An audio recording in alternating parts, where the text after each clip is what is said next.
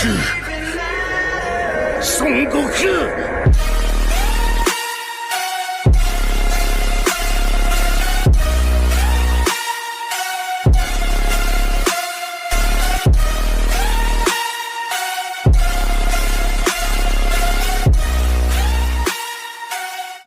तो पिछले एपिसोड में आप लोगों ने देखा था गोल्डन फ्रीजा और वेजिटा के बीच फाइट हो रहा था, जिसमें फ्रीजा अपने एनर्जी बॉल से काफ़ी इंजर्ड कर देता है।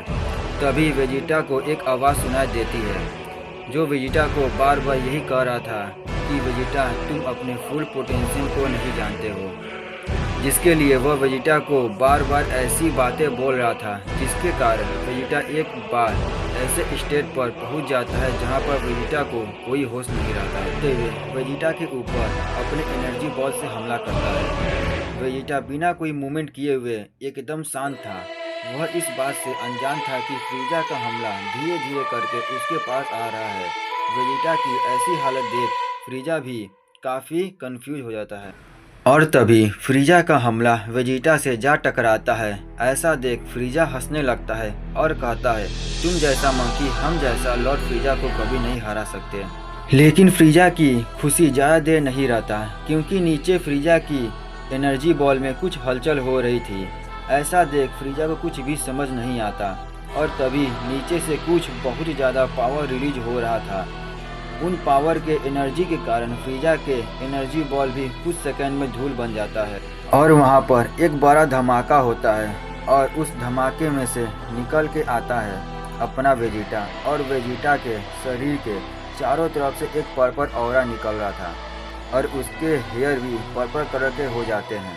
वेजिटा को देख फ्रीजा को अपने आंखों पर विश्वास नहीं हो रहा था, इसलिए वेजिटा कुछ करता उसके पहले फ्रीजा अपने एनर्जी बॉल से वेजिटा पर हमला कर देता है। उसके अटैक यहीं पर नहीं रुकती, वह बिना कुछ सेकंड गंवाए उस पर एक के बाद एक कई सारे हमला कर देता है। फ्रीजा को देख लग रहा था कि उसे वेजिटा की नई फॉर्म का पहले से ही पता था, इसलिए वह वेजिटा को हमला करने का मौका न देते हुए अपने हर एक टेक्निक से हमला कर देता है। फ्रीजा ने शायद अपने पूरी ज़िंदगी में ऐसा खतरा महसूस नहीं किया होगा। फ्रीजा अपने सारे अटैक करने के बाद वेजिटा पर अपने नज़र भिड़ाता है तो फ्रीजा पूरी तरह से हैरान हो जाता है, क्योंकि वेजिटा पर उसके हमले का रत्ती भर असर नहीं पड़ता है। और तभी वेजिटा कहता है, ए फ्रीजा, मसाज अच्छा था। वेजिटा की बस एक लाइन सुनकर फ्रीजा की खुद की अस्तित्व पर शक होने लगता है, क्योंकि फ्रीजा जिसका नाम ही सुनकर पूरे के पूरे ओमनीवर्स में दहशत हो सकता था, आज वही फ्रीजा अपने आप पर शक कर रहा है। इसके बाद फ्रीजा अपना प्राउड, अपना घमंड सब कुछ पीछे छोड़कर बस एक गोल बनाता है, जो उसके सामने जो सेयन है बस उसको हराना है। इसलिए फ्रीजा अपने अगले सेकंड में वेजिटा पर अपने बहुत ही पावरफुल पंच मारता है, लेकिन वेजिटा अपने एक ही हाथ से रोक लेता है। उसके बाद वेजिटा फ्रीजा के चेहरे पर एक जोरदार पंच मारता है, जिससे फ्रीजा काफ़ी दूर जाकर गिरता है। उसके बाद वेजिटा फ्रीजा के ऊपर अपने मुक्के की बारिश कर देता है, जिससे चाहकर भी फ्रीजा रोक नहीं पाता है और कुछ देर बाद वेजिटा ने फ्रीजा को अधमरा कर देता है। लेकिन अगले सेकंड फ्रीजा वेजिटा के सामने दोबारा खड़ा हो जाता है। यह देख कर वेजिटा मुस्कुराता है और उस फाइट को एंजॉय करने लगता है और वेजिटा दोबारा से फ्रीजा के ऊपर मुक्के की बारिश कर देता है, लेकिन फ्रीजा वेजिटा के सारे पंच को रोक देता है और वेजिटा पर अपने पावरफुल पंच मारता है। ऐसा होता देख वेजिटा और भी एक्साइटमेंट हो जाता है और फिर दोनों दोबारा फाइट करने लगता है। पर कुछ देर बाद फ्रीजा दोबारा ज़मीन पर गिर जाता है और बेहोश हो जाता है।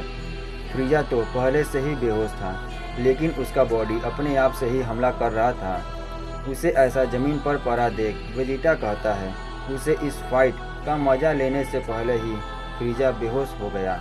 लगता है उसे इस खेल को ख़त्म करने का समय आ गया है। ऐसा कहकर वेजिटा फ्रीजा को फिनिश करने वाला होता ही है, लेकिन तभी वेजिटा को वह आवाज़ दोबारा सुनाई देती है, नहीं, तुम अभी अपने फाइनल स्टेज पर नहीं पहुँचे हो यह तुम्हारी पावर का सिर्फ 10% है। चाहे कुछ भी हो जाए, मैं तुम्हारी फुल पावर को बाहर निकाल कर रहूँगा।